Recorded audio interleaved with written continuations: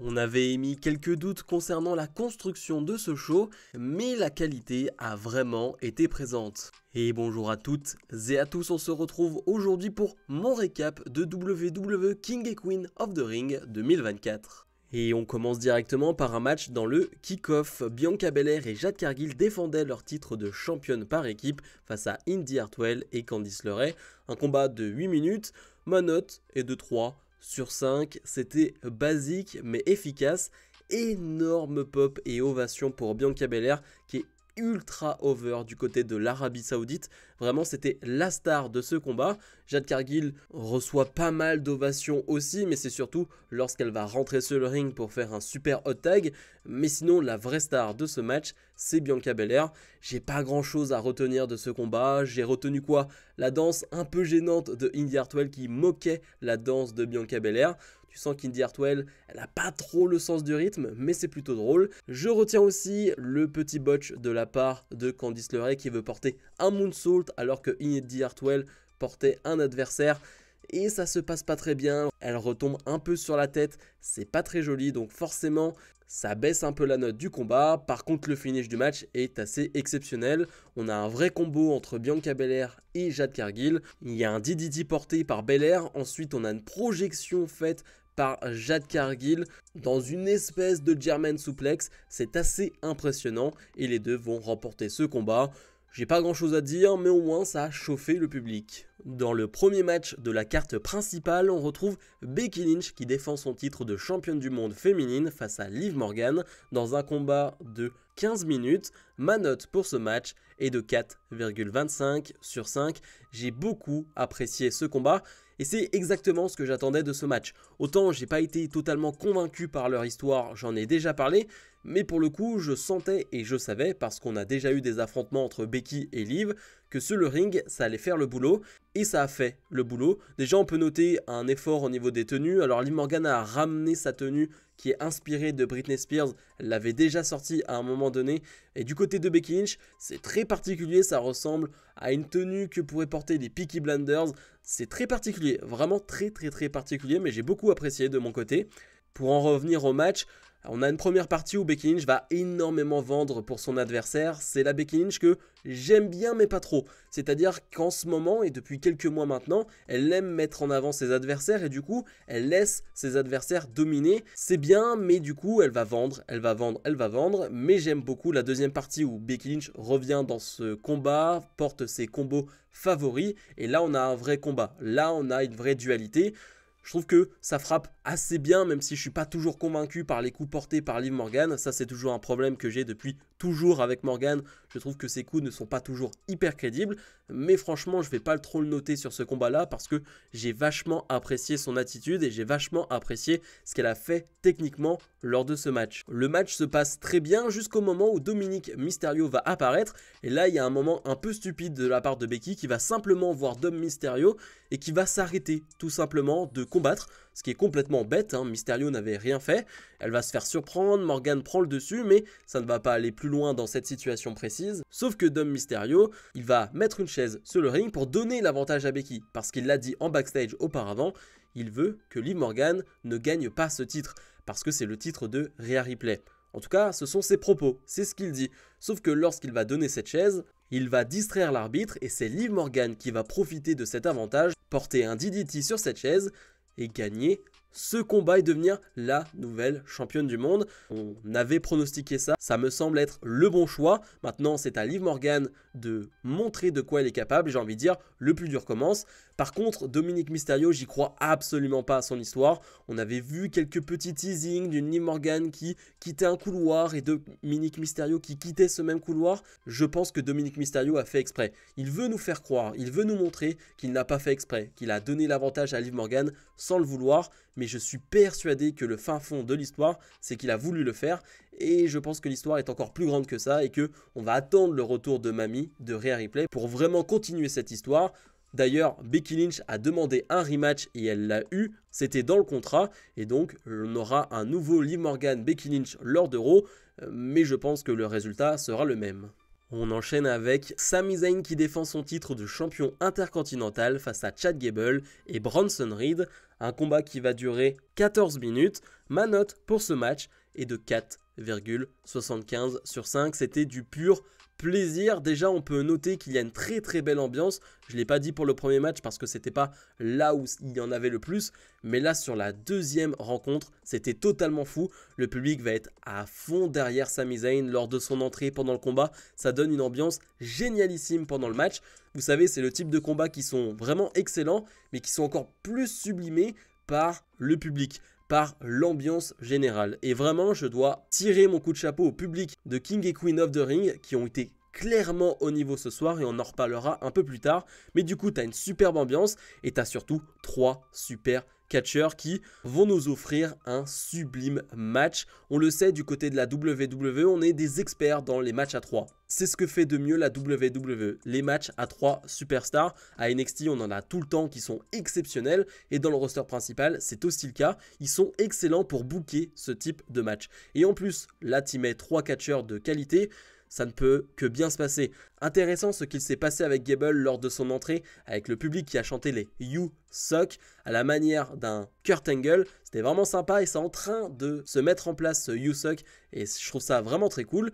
Et pendant le combat surtout, alors que Chad Gable dominait, était en bonne position, il va demander à Otis de s'en prendre à Sami Zayn. Et là, ça va être un énorme tournant de ce match parce qu'Otis va hésiter. Et je trouve qu'Otis joue très bien l'hésitation et joue très bien depuis quelques semaines.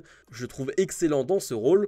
Mais Otis, après plusieurs claques de la part de Gable, qui le force à le faire, veut s'en prendre à Sami Zayn, mais va se louper et va s'en prendre à Gable. Sami Zayn va alors revenir sur le ring et porter son Alever Kick sur Bronson Reed et gagner ce combat pour conserver son titre. Je ne pense pas pour autant que cela va faire d'Otis un ennemi de Gable. Je pense que ça va être considéré comme un accident et que Gable va juste lui mettre la misère dans les prochaines semaines, mais que Otis ne va pas pour autant turn sur Gable. Je l'ai déjà dit, mais je pense que c'est bien trop tôt. Mais en tout cas, bref, c'était un vrai match de qualité, un vrai combat de catch comme on aime. On enchaîne avec la finale du tournoi Queen of the Ring. Nia Jax fait face à Lyra Valkyria, un combat de 10 minutes. Ma note pour ce match est de 3,5 sur 5. J'ai bien aimé. 3,5 sur 5, ça reste une bonne note, je le rappelle. Ce n'est pas parce qu'on ne va pas sur les 4,25 que c'est un mauvais match. Non, c'est un bon combat de catch, mais on a fait simple. On a fait simple dans la formule David contre Goliath, le géant contre le petit. On a fait très simple dans cette formule. Le public va plutôt être derrière Lyra Valkyria et ça c'était ma grande interrogation de voir à quel point Lyra allait pouvoir avoir le soutien du public et le public va bien être derrière elle. Donc ça c'était une très bonne chose. Mais globalement le match est très facile à résumer. David contre Goliath, domination de Nia Jax et une Lyra Valkyria qui essaye de s'en sortir comme elle le peut. Ça va pas plus loin mais c'est la base du catch et ça fonctionne toujours autant. Le babyface qui est en difficulté face au monstre heel qui est dominant et qui est capable de tricher pour gagner. Je veux dire, c'est la base du catch et ça fonctionne toujours autant. Donc c'est assez plaisant, mais on va pas se mentir, lors de ce combat, on va surtout retenir une seule chose, mais c'est déjà bien, on va retenir une chose, c'est le finish.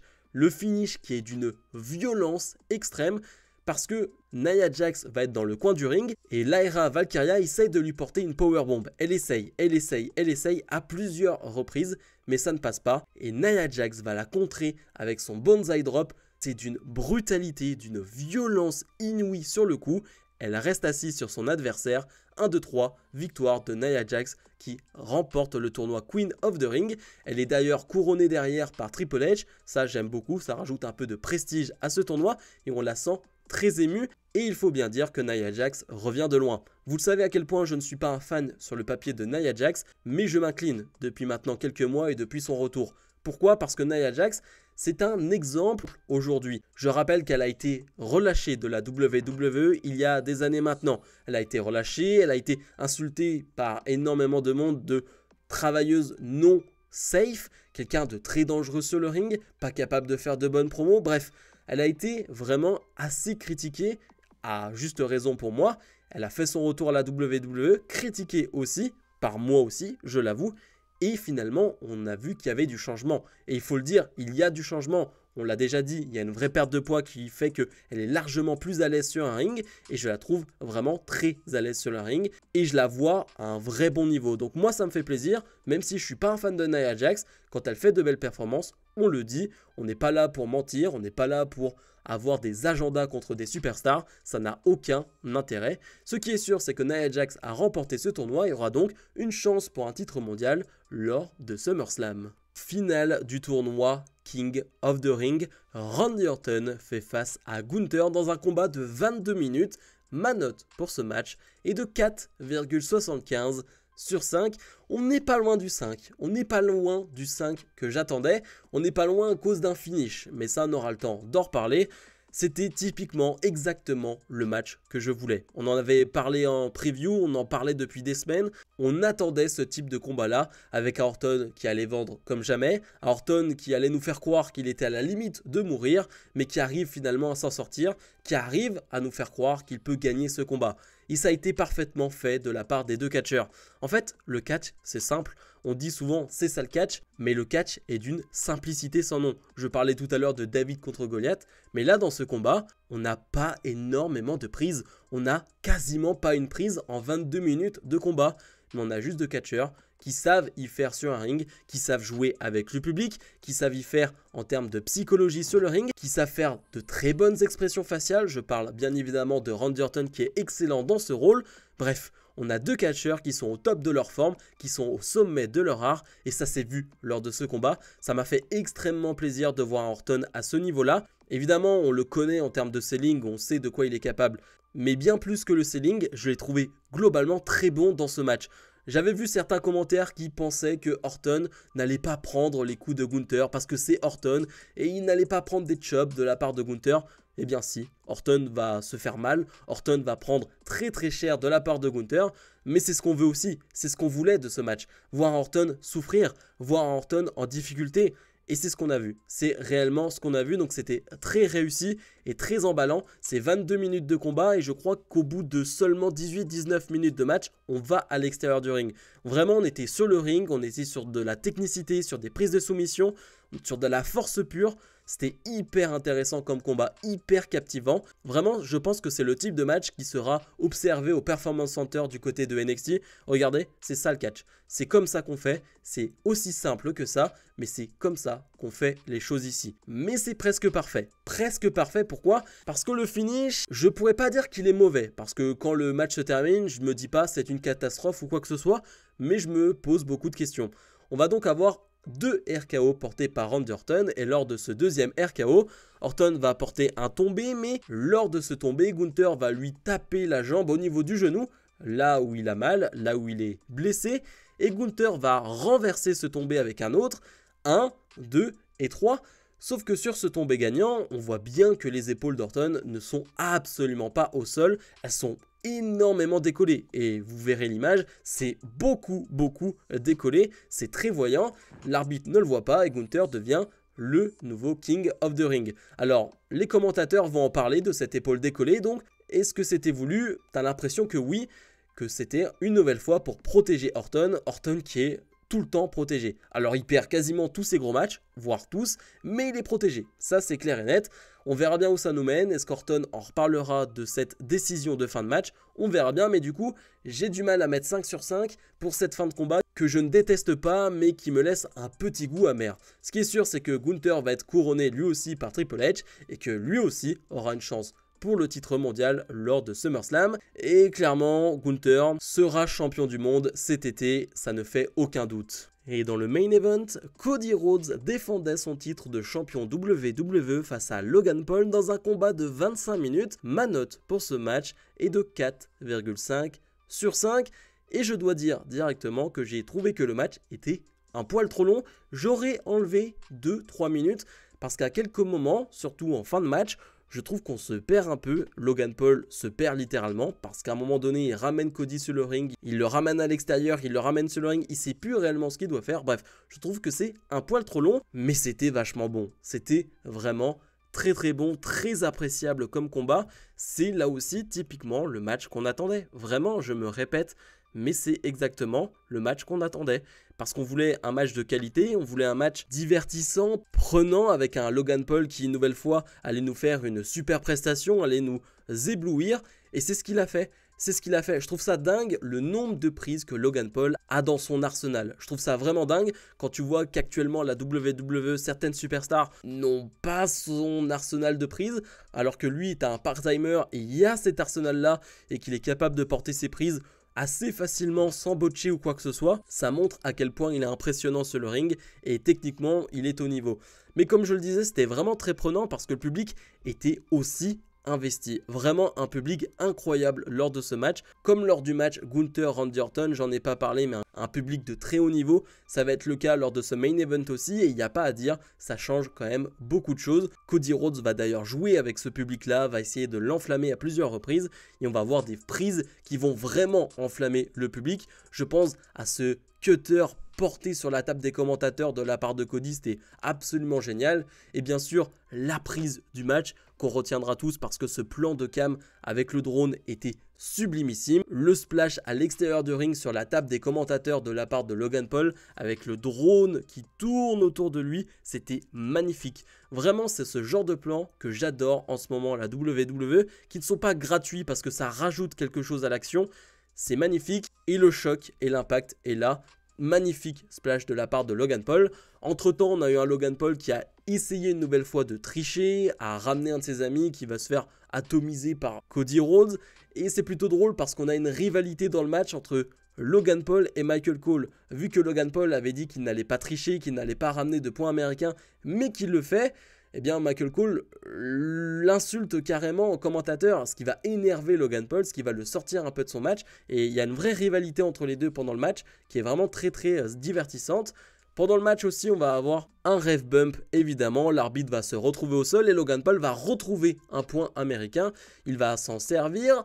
Et finalement non, parce qu'une star locale, je ne vais pas essayer de prononcer son nom parce que je ne veux pas manquer de respect, je vais sûrement le prononcer n'importe comment, mais on l'avait déjà vu lors de précédents shows qui est présente et qui va finalement empêcher Logan Paul de frapper Cody Rhodes avec ce point américain lorsque l'arbitre est au sol. Cody Rhodes va enchaîner et va gagner ce combat. Intéressant aussi de voir que Cody Rhodes a utilisé une prise qui était bannie par la WWE depuis des années et des années, c'est le vertèbre breaker, qui est impressionnant. Je pourrais même pas l'expliquer, mais il passe son adversaire dans le dos et c'est vrai que c'est assez dangereux, mais la WWE, semblerait-il, l'a laissé pour Cody Rhodes et c'est tant mieux. C'est une prise qui est assez violente, mais qui est vraiment magnifique. Ce qui est sûr, c'est que ça donne encore une fois un magnifique combat pour Cody Rhodes qui les enchaîne. Vraiment, c'était un combat de grande qualité. Certains diront que c'est Logan Paul qui a porté le combat. Non, je pense que c'est un vrai travail à deux. Évidemment, Logan Paul a été assez extraordinaire lors de ce match, mais je ne mets pas en retrait la prestation de Cody. Bilan de ce King et Queen of the Ring 2024, eh bien on est sur un bon 4 sur 5 de mon côté. J'ai passé un bon moment, donc un 8 sur 10 si vous voulez. C'était vraiment très plaisant, évidemment l'horaire fait que c'est quand même bien plus plaisant pour nous, un show qui commence à 19 h et qui termine à moins de 22 h. C'est très plaisant, c'est très appréciable. J'en ai pas parlé, mais Triple H a officialisé un combat pour Clash at the Castle. Drew McIntyre est apte à catcher, du coup, il affrontera Damien Priest pour le titre de champion du monde poids lourd. On peut faire énormément de pronostics, on les fera à temps nommé, parce que c'est très bientôt, c'est le 15 juin, quelque chose comme ça, donc ça arrive très vite, donc on aura le temps d'en reparler. Mais pour revenir au show, on a parfois critiqué le public d'Arabie Saoudite.